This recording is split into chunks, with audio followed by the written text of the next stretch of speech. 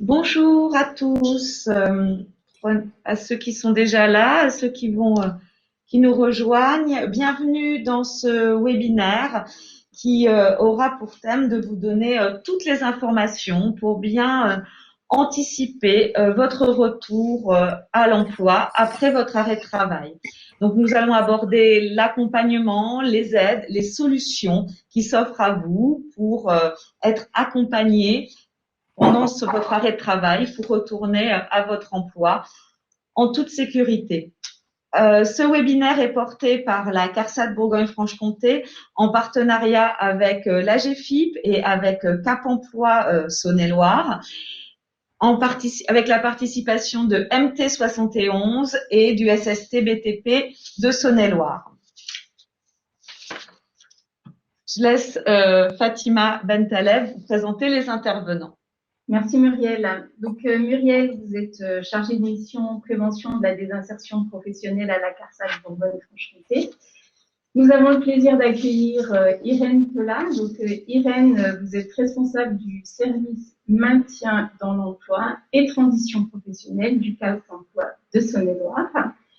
Solène Germain, vous êtes assistante de service social au service social de la CARSAT, de l'assurance maladie, toujours en Saône-et-Loire. Nous accueillons également à distance Dr Laurence Daubigné. Vous êtes médecin du travail à la médecine du travail de Saône-et-Loire.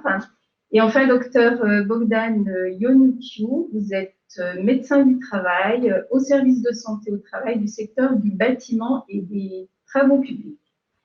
Je me présente à mon tour. Donc, je suis Fatima Bentaleb, chargée d'études et de développement à la délégation régionale Bourgogne-Franche-Comté de l'AGFIP. Donc, merci d'avoir accepté notre invitation à participer à ce webinaire. Et nous allons donc tout vous dire sur les accompagnements, les aides et les solutions pour conserver son emploi après un arrêt de travail. Comment marche l'outil WebIKEO? Donc, vous avez sur la droite de votre écran une petite bulle d'infos avec 3 petits points. C'est le chat participant. Vous pouvez poser toutes les questions via ce chat. Nous sommes accompagnés par un modérateur, Anaïs Molinet, du service communication de la CARSAT, qui vous répond au fil de l'eau. Toutes les questions, on va les reprendre à la fin de ce webinaire. On aura un grand temps consacré à vos questions. Vous avez aussi un sondage et on va le tester tout de suite. Vous pouvez répondre au sondage en direct. Donc, on va tester tout de suite pour savoir si ça marche, le sondage. Voilà, une petite question. Comment allez-vous en ce jeudi 16 décembre? Réponse A. Je suis contente de participer à ce webinaire. Réponse B. J'ai hâte de découvrir des solutions pour ma situation. Et réponse C. Vivement Noël. On vous laisse quelques instants pour répondre. Et il y aura des questions comme ça, des sondages plusieurs fois.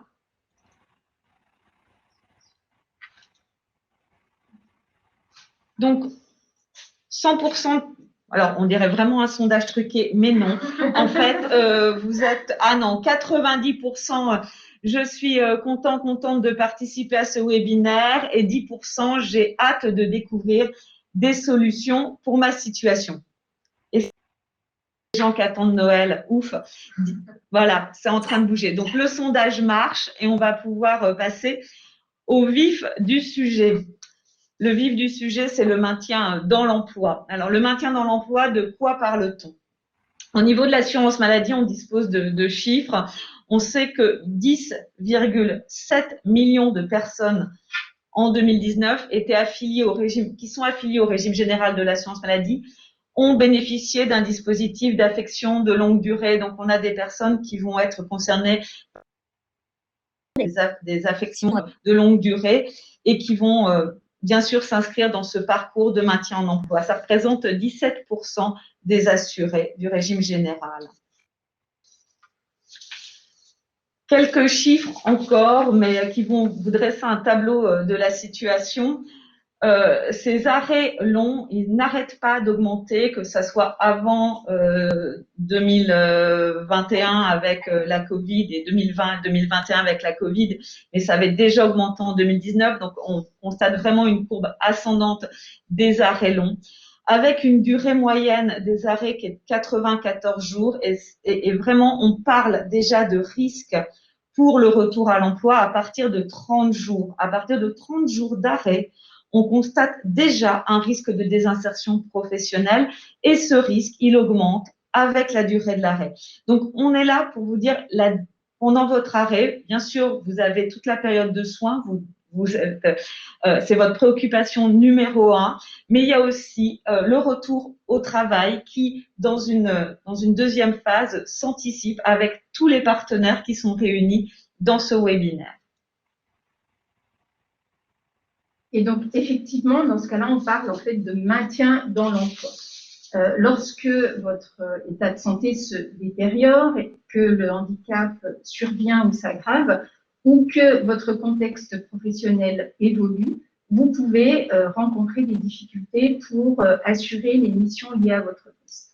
Donc, effectivement, Muriel, vous disiez, votre arrêt de travail est un moment pour vous soigner, mais dès que votre état de santé le permet, et avant la fin de votre arrêt, nous vous conseillons de préparer votre retour dans votre entreprise. Et en effet, il est possible de vous aider à conserver votre emploi grâce à des solutions que nous allons vous présenter et qu'il est important d'anticiper. Donc aujourd'hui, les professionnels du maintien qui sont là, autour de cette table et à distance, donc avec l'assurance maladie, les services de santé au travail, donc avec le médecin du travail et son équipe pluridisciplinaire, Cap Emploi avec la GFIP, vous accompagne pour vous maintenir à votre poste de travail ou à un autre poste dans l'entreprise et dans des conditions compatibles dans la durée avec votre état de santé. On va pouvoir passer au slide suivant. Donc, quand on parle de handicap, de quoi parle-t-on? Eh bien, quelques chiffres encore. En France, une personne sur 6 est en situation de handicap, soit 12 millions de personnes. Donc, nous pouvons tous, à un moment ou à un autre de notre vie, être confrontés à une situation de handicap. Mais ce sont 2,7 millions de personnes qui ont une reconnaissance administrative du handicap, donc qui sont reconnus travailleurs handicapés. Alors, le Code du travail nous dit ce qu'un travailleur est considéré comme travailleur personne dont les possibilités d'obtenir ou de conserver son emploi sont réduites suite à l'altération de ses fonctions physiques, sensorielles, mentales ou psychiques. Donc, ce n'est pas la maladie en soi qui fait qu'on parle de handicap, c'est bien par rapport à un problème de santé qui va entraîner une difficulté à tenir son poste de travail ou à obtenir un emploi. On dit donc que le handicap est situationnel et il est donc lié à l'environnement dans lequel on se situe. Nous avons tous en tête peut-être l'exemple de la personne allergique à la farine. Si elle occupe un poste de boulanger, elle est en situation de handicap du fait de son allergie. Mais en revanche, si elle est plâtrier peintre, son allergie à la farine n'a aucune incidence, n'a aucune conséquence sur sa capacité à tenir son poste. Donc peut-être, on le voit dans la présentation à l'écran, on voit que le handicap recouvre une grande diversité de situations dont les conséquences peuvent être variables sur l'emploi. Il existe 6 familles de handicap, je ne vais pas toutes vous les détailler, mais il faut savoir d'abord qu'il y a le handicap moteur, qui concerne donc 45% des personnes reconnues travailleurs handicapés. Ce sont des personnes qui rencontrent des difficultés pour se déplacer, certains gestes, porter des charges lourdes. Les personnes porteuses de maladies invalidantes, comme le cancer, les allergies ou encore le diabète. On parle aussi de handicap psychique, ce sont donc 13% des personnes reconnues, et cette notion recouvre différents troubles de la personnalité, qui peuvent donc avoir des conséquences sur le travail, mais pas sur les capacités intellectuelles, contrairement donc au handicap mental qui se rapporte à une déficience intellectuelle.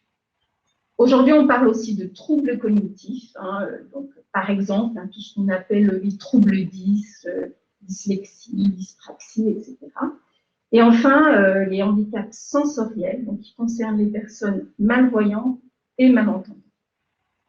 Ce qu'il faut retenir, c'est que si vous avez des difficultés à obtenir ou à conserver un emploi du fait de votre handicap, vous pouvez peut-être être reconnu travailleur handicapé, ce qui vous ouvre accès à des droits, des aides et des services, on pourra le voir.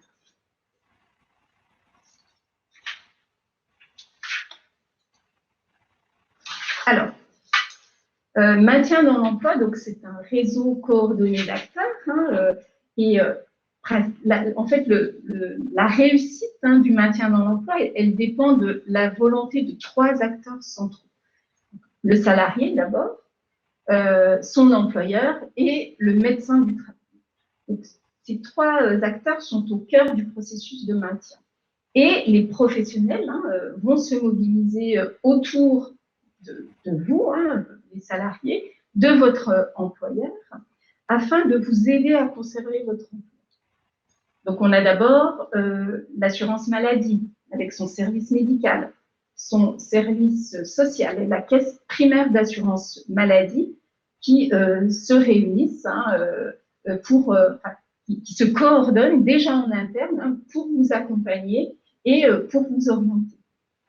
Et puis, on a effectivement le médecin du travail avec son équipe pluridisciplinaire au sein du service de santé au travail, votre médecin généraliste, à qui vous pouvez effectivement parler de vos problèmes de santé, et l'AGEFIP, qui met à votre disposition son offre de services et d'aide pour adapter votre poste de travail, conseiller votre employeur et être accompagné par des spécialistes du handicap comme Cap Emploi.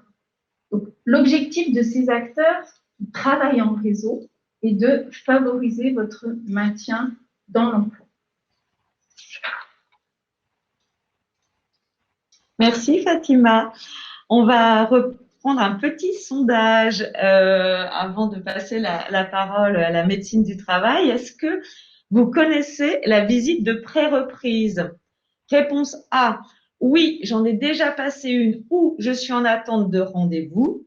Réponse B, non, je ne connais pas. Donc, je vous laisse répondre.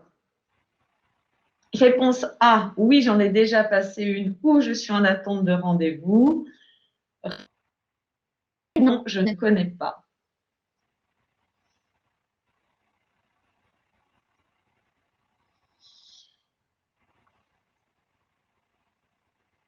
Alors, les résultats s'affichent. Je vais fermer les votes. Donc, on a 69% des répondants qui connaissent ce dispositif, mais encore un tiers qui ne connaît pas la visite de pré-reprise. Donc, je vais vous passer la parole afin d'expliquer ce dispositif. Le médecin du travail du service de santé au travail du BTP 71 est là pour vous répondre. Voilà, donc la visite de pré-reprise, c'est en plus des visites habituelles qu'on fait, les visites d'embauche, les visites annuelles. C'est une visite qui est pivotale pour tout ce qu'on appelle maintien dans l'emploi. Donc, il faut savoir que cette visite-là, elle est demandée toujours par le salarié, même si initialement la demande est faite par le médecin conseil ou le médecin traitant, mais c'est toujours au salarié de prendre rendez-vous avec nous. Donc, ils ne peuvent pas se substituer aux salariés. Après, elle est obligatoire normalement au bout de 3 mois d'arrêt. On n'est pas limité à un nombre minimal de visites de pré-reprise. On peut faire 1, 2, 3, autant qu'il y a besoin pour régler une situation. Par contre, la durée de 3 mois, vu la longueur des arrêts, des fois, c'est un peu prématuré. Mais bon, C'est pour ça qu'il y a besoin souvent de 2 ou 3 visites. Elle est organisée toujours par le service de santé au travail et cette visite, elle est réalisée que par le médecin du travail. Voilà. Merci, Dr. Yonotiu. Vous avez 3 objectifs donc, de la visite de pré-reprise. Voilà, les objectifs principaux de cette visite-là, c'est déjà de faire un point initial avec le patient, mesurer les conséquences, l'impact sur sa santé, quels sont les retentissements au niveau de son aptitude à son poste de travail, son handicap, son accident, est-ce qu'il y aura toujours les capacités d'exercer son poste dans la durée, dans l'immédiat, voilà. Deuxième volet, c'est que si on constate qu'il y a des problèmes ou des difficultés pour une reprise de travail à l'avenir, on peut faire appel à toute notre équipe pluridisciplinaire ou avec des partenariats en externe qu'on a avec des structures comme Cap Emploi, MDPH, les psychologues, les ergonomes. Voilà.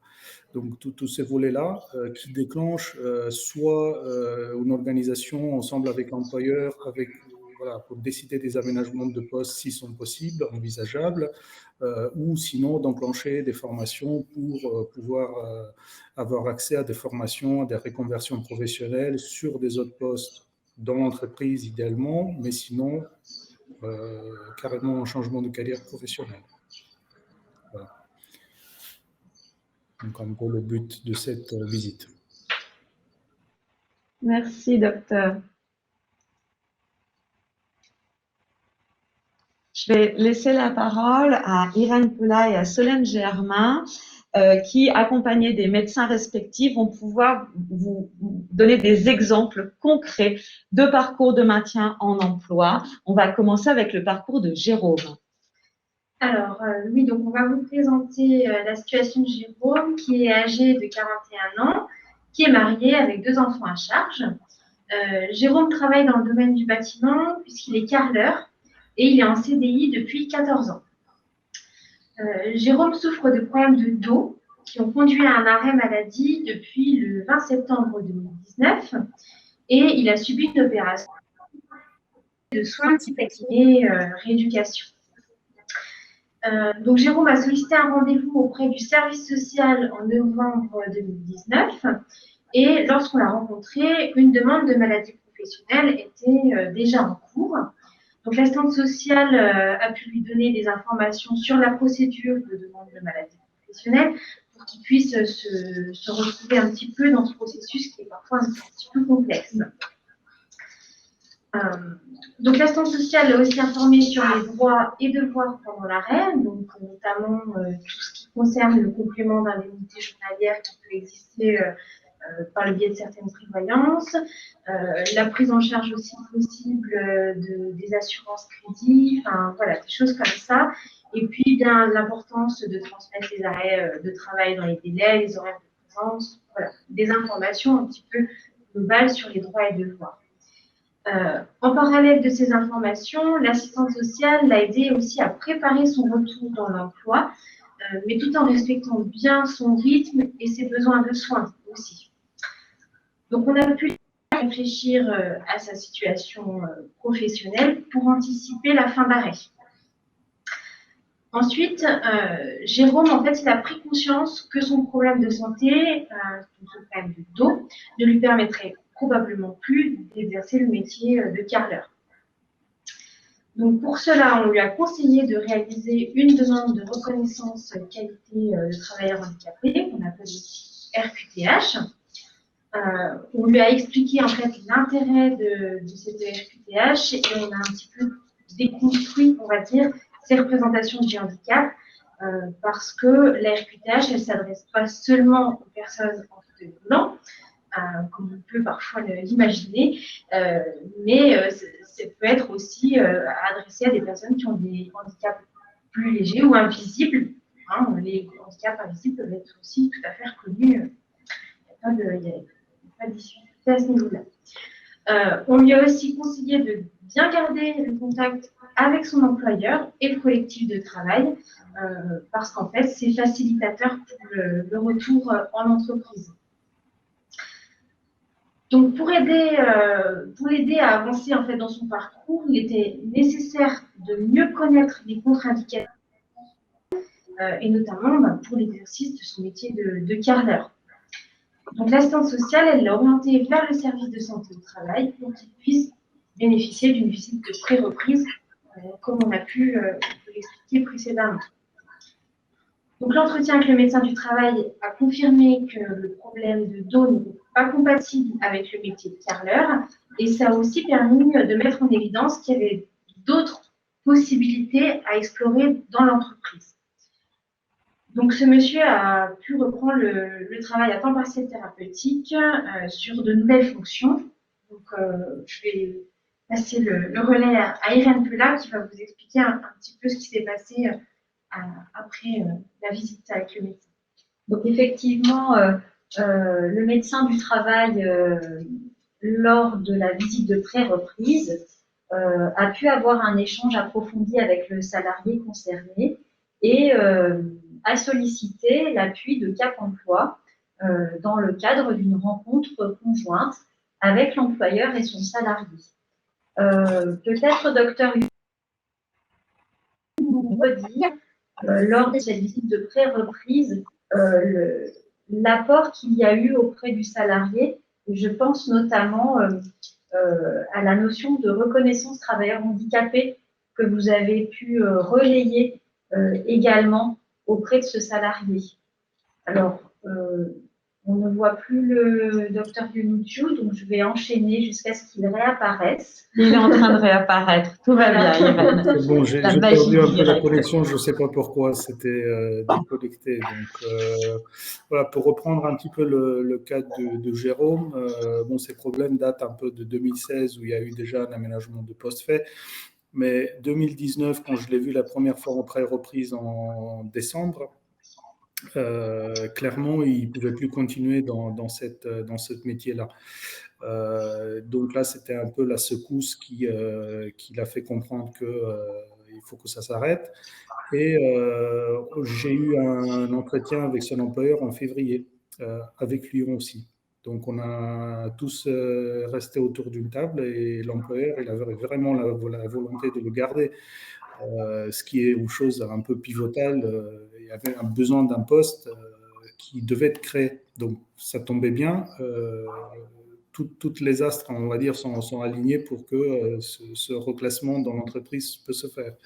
Donc, à ce moment-là, on a pris contact aussi, Samet, et il y a eu l'autre rendez-vous ensemble avec Madame Pela et l'employeur pour identifier un peu les possibilités des formations ou valider tout ça, évidemment, ses capacités de faire certaines formations pour que ce nouveau poste peut être créé. Tout à fait.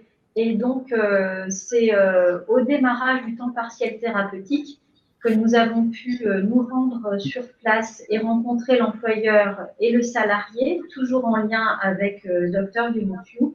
Et lors de cet échange, nous avons pu analyser et mieux comprendre les besoins de l'entreprise et la situation nouvelle qui pouvait être proposée.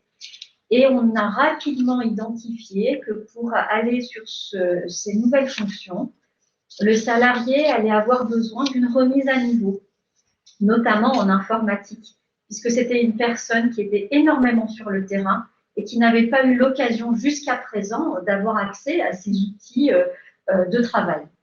Et donc, pour ne pas ralentir aussi son intégration et sa reprise progressive du travail, puisqu'il était en arrêt depuis quand même un certain temps, nous avons pu, toujours en lien avec le service social, avec qui le salarié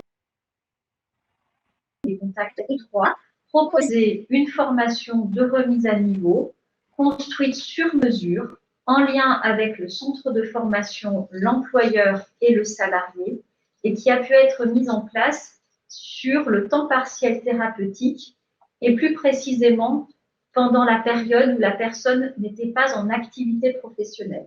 Et pour cela, il a fallu activer une demande spécifique par l'intermédiaire du service social notamment, auprès de la sécurité sociale, et ce qu'on appelle l'article 100, qui est en définitive une demande d'autorisation auprès du médecin conseil pour qu'une personne en arrêt de travail puisse réaliser des actions concrètes, notamment de formation ou de remise à niveau pendant cette période-là, qui initialement, comme on le disait au préalable, est dédiée aux soins. Cette période de formation ayant été faite et positive, le salarié a pu poursuivre son temps partiel thérapeutique et ensuite a pu recommencer une nouvelle activité professionnelle dans un cadre spécifique que l'on appelle un contrat de réadaptation professionnelle en entreprise. Vous voyez là sur cette image ce qu'on appelle le CRPE. De quoi s'agit-il? Il s'agit d'une période de travail partagée entre une reprise d'activité nouvelle, une période de formation, qu'elle soit en interne ou à l'externe, et un partage de l'effort salarial qui se fait entre l'employeur et la sécurité sociale. Voilà en synthèse, ça a permis à ce salarié de se former sur de nouvelles qualifications sur du long terme et ça a permis une prise en main progressive et sécurisée de ces nouvelles fonctions dans l'entreprise. En parallèle de cette action, puisque c'est une personne qui était sur le terrain, qui se retrouvait sur un poste un peu plus sédentaire avec un travail sur écran, il a fallu adapter son nouvel environnement de travail à ses contraintes physiques de santé. Et dans ce cadre-là, nous avons pu analyser le poste de travail, faire des propositions très concrètes d'adaptation, faire intervenir des fournisseurs et par l'intermédiaire des aides financières auprès de l'AGFIP que nous avons pu relayer, obtenir une aide financière pour l'entreprise afin d'aménager techniquement son poste. Merci Irène. On va maintenant passer au parcours de François, voilà, que Solène va vous présenter, qui sera aussi enrichi de l'apport de Cap Emploi et du service de santé au travail MT71 qui a suivi ce salarié. François, il a 51 ans, il est célibataire sans enfant. Il travaille dans une grande surface sur un poste en caisse et il est en CDI depuis 15 ans. Il n'a pas de formation qualifiante particulière et par le passé, il a exercé des métiers divers. François, il rencontre des problèmes de dos. Voilà, comme Jérôme tout à l'heure, il a des problèmes de dos aigus depuis plusieurs années. Il est en arrêt maladie depuis le 3 juin 2020, date à laquelle il a dû malheureusement se faire opérer en urgence. François, il avait déjà une reconnaissance travailleur handicapé quand on l'a rencontré, et puis il y a pu avoir un renouvellement qui a été fait en septembre 2020, donc renouvellement pour 5 ans. Donc son problème de dos l'a conduit à remettre en question son emploi.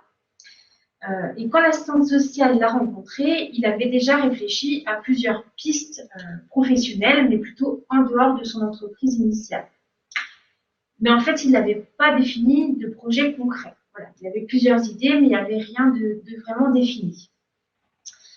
Donc, au cours de nos entretiens individuels, nous avons informé François donc, sur ses droits et devoirs, comme on l'a dit tout à l'heure, mais aussi on a pu l'inviter à participer à un groupe d'échange que nous organisons.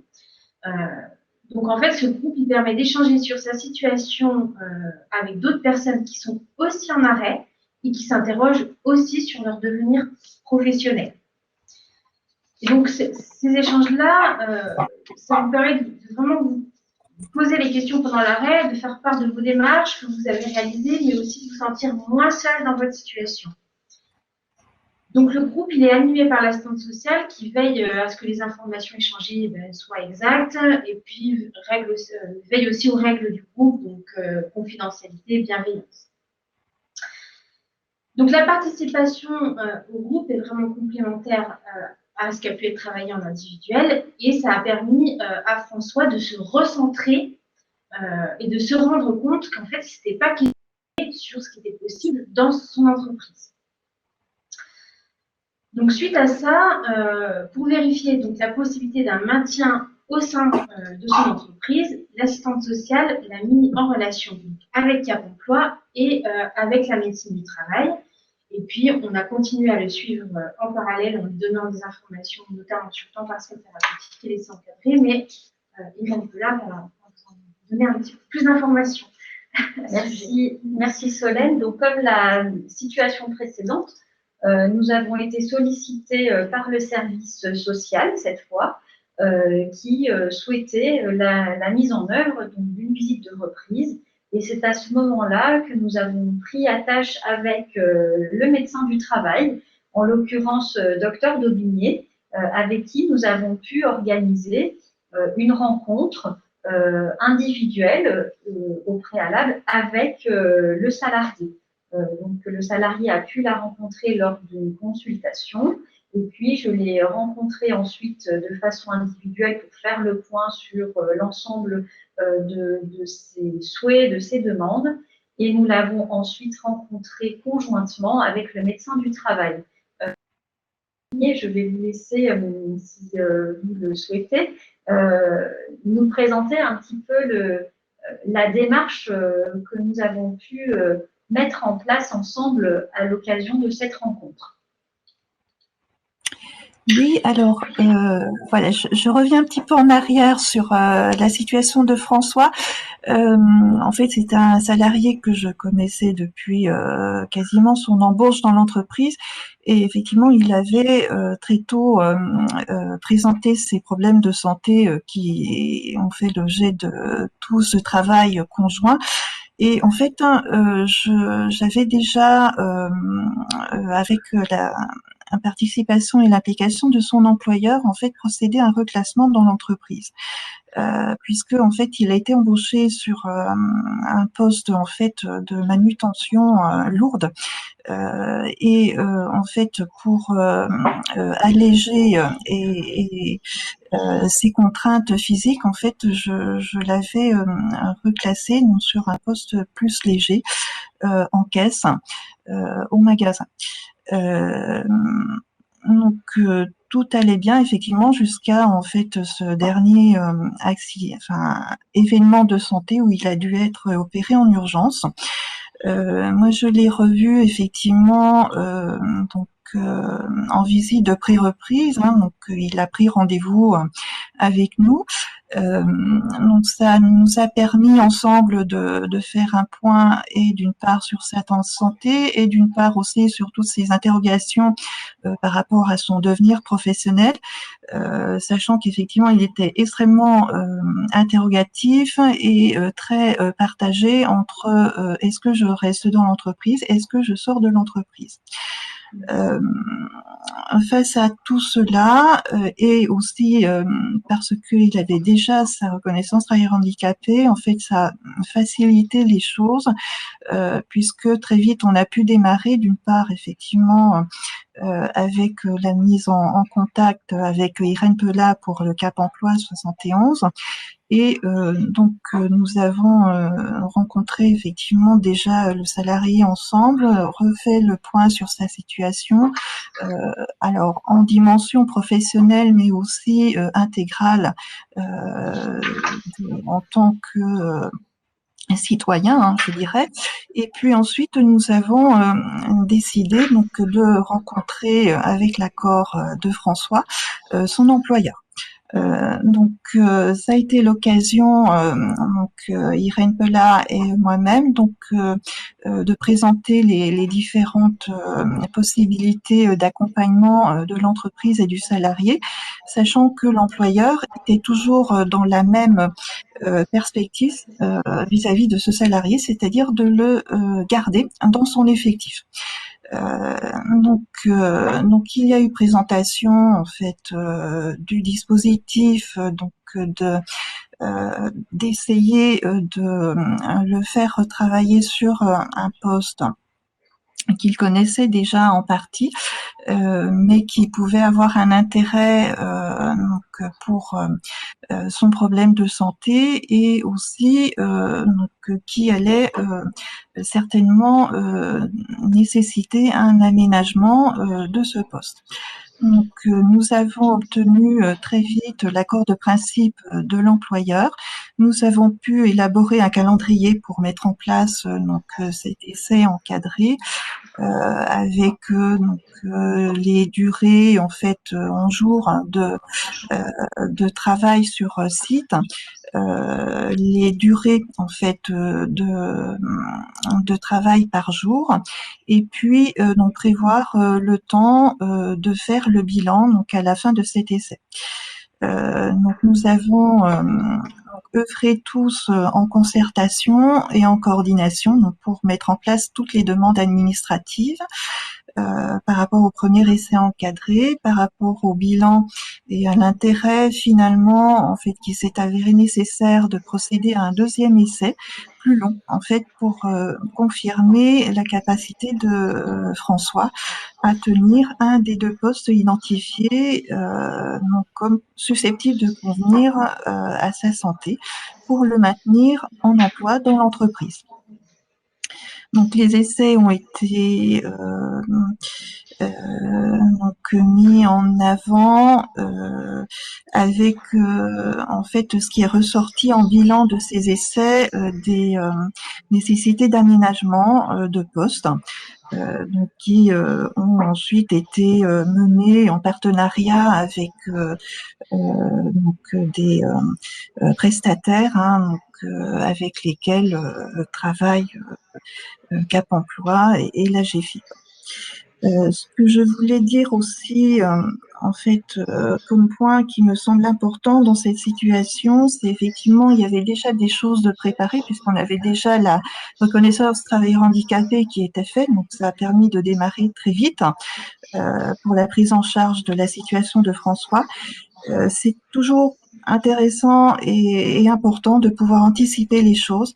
La visite de pré-reprise est effectivement quelque chose d'extrêmement important pour faire un point global en fait avec le salarié vis-à-vis de sa santé, l'écouter aussi pour connaître ses souhaits. Et puis lui présenter un petit peu aussi les perspectives de ce qu'on peut lui offrir comme accompagnement. Je pense aussi que, en fait, on ne peut pas réussir ce genre de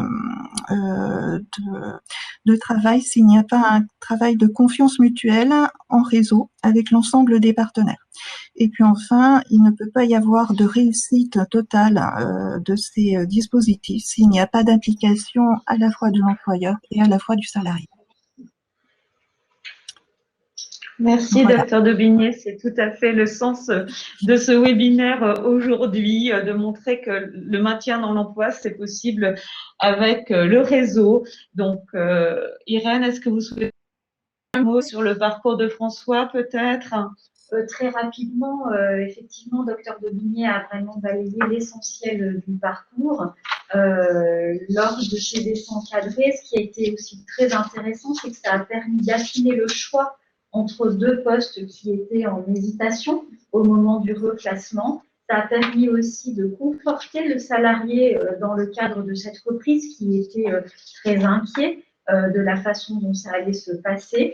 Et ça nous a permis, alors que la reprise n'avait pas été encore effective, d'aller sur le terrain, d'anticiper les adaptations techniques qui ont pu être mises en place. Et ça a permis de sécuriser sa reprise de travail à temps partiel thérapeutique. Donc, l'évolution de ces deux périodes d'essai encadrés était vraiment intéressante dans le sens où c'était en concertation, toujours en lien avec le service social, avec la médecine du travail, l'employeur, le salarié, le lien ensuite sur la partie financière et technique avec la GFIP. Et on sent bien que ce sont des outils qui permettent d'aller dans la finesse de chacune des situations, dans du sur-mesure. Voilà ce que je voulais dire et conforter l'apport du docteur Daubigné. Merci à toutes les trois. On va passer à un petit sondage maintenant voilà, pour voir si vous avez bien suivi les présentations de François et de Jérôme. Question. Que faire pendant mon arrêt pour être maintenu dans mon entreprise? Donc, le thème du jour, réponse A. Prendre contact avec un professionnel du maintien en emploi. Réponse B. Maintenir le lien avec mon entreprise pendant mon arrêt. Réponse C. Demander une visite de pré-reprise. Je vous laisse, comme tout à l'heure,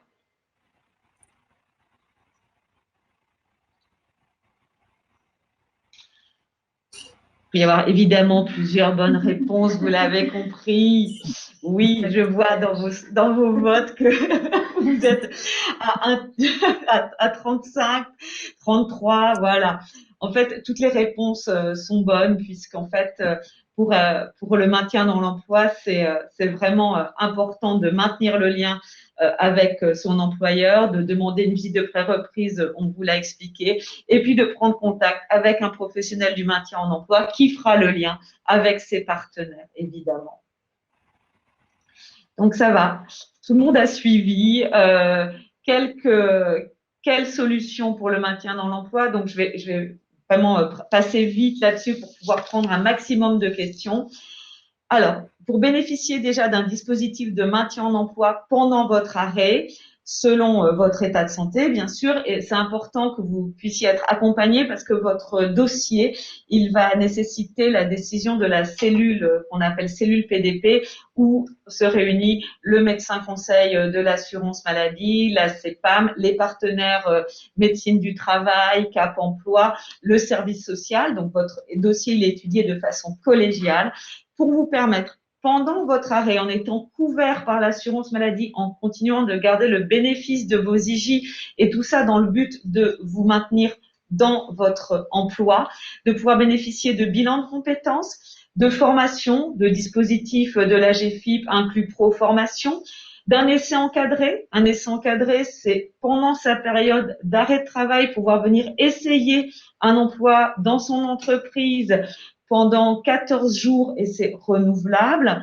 d'une période de mise en situation professionnelle, PMSMP, ou d'un contrat comme de rééducation professionnelle en entreprise, on l'a évoqué. Donc, il y a plusieurs dispositifs et sachez que voilà, il y a des choses qui existent, que le service social est là pour les mettre en place et pour vous faire accéder à cette cellule PDP et à ces dispositifs, et puis qu'à chaque fois, il y a des partenaires qui sont là, le médecin du travail, Cap Emploi, et que tout le monde travaille en réseau pour vous permettre, pendant votre arrêt, de pouvoir anticiper et de rester en emploi. Donc, je suis passée assez vite là-dessus, mais on vous donnera tous les liens pour retrouver les informations dans la suite du webinaire. Et je vois que l'heure tourne. On a fini par une petite slide que Fatima va commenter sur les essentiels à retenir. Effectivement, donc quels sont les principaux messages à retenir? Donc, tout a été dit, hein, mais je vais les synthétiser rapidement. Donc, dès que votre état de santé le permet, essayez de préparer votre retour dans votre entreprise en mobilisant donc les professionnels du maintien. Donc, d'abord, vous pouvez demander l'appui de l'assistant de service social de l'assurance maladie qui vous accompagnera dans toutes vos démarches. Puis, on vous conseille retour au travail en demandant une visite de pré-reprise à votre médecin du travail. Vous pouvez solliciter l'accompagnement de Cap Emploi. Hein. Votre employeur peut aussi solliciter son accompagnement et Cap Emploi faire le lien avec tous les acteurs qui interviennent sur le maintien dans l'emploi et mobiliser, rechercher les solutions pour que vous puissiez rester dans votre entreprise et mobiliser les aides, les appuis nécessaires et les financements qui vont arriver. Et puis, effectivement, maintenez le contact avec votre entreprise pendant votre arrêt. N'hésitez pas à informer votre employeur, vos collègues, les délégués syndicaux s'il y en a au sein de votre entreprise ou encore les élus du comité social et économique. N'hésitez pas à les informer de l'évolution de votre situation. Donc, on l'a vu, des solutions existent. Et donc, nous vous conseillons de nous contacter. On vous a mis dans les slides tous les contacts, le service social de l'assurance maladie, le contact de la GFIP. Tous les contacts, vous retrouverez de Cap Emploi dans toute la région. Et puis, aussi les contacts de MT71, du SSTP71 dans le site de l'assurance maladie, espace informatif sur le maintien en emploi. C'est un site Bourgogne-Franche-Comté. Vous y retrouverez des vidéos, que vous soyez employeur, que vous soyez salarié. Il y a toutes les explications de façon très simple et très claire sur ce site, que vous aurez en accès dans le PowerPoint qui sera joint au webinaire. Ce webinaire, vous allez aussi pouvoir le retrouver sur nos sites respectifs puisqu'il a été enregistré et le diffuser. J'ai vu qu'il y avait des employeurs qui nous avaient rejoints, donc soit aux salariés, soit voilà, sur les sites internet. On vous remercie pour votre attention. Merci beaucoup. Merci à tous. YouTube. Merci aussi à la médecine du travail 71, docteur Daubigné d'avoir été là. Merci pour votre invitation. Merci à vous. Et puis, si vous avez des questions, on reste bien sûr à votre disposition. Je vous souhaite une bonne après-midi et de belles fêtes de fin d'année. Au revoir. Merci. Au revoir. Au revoir.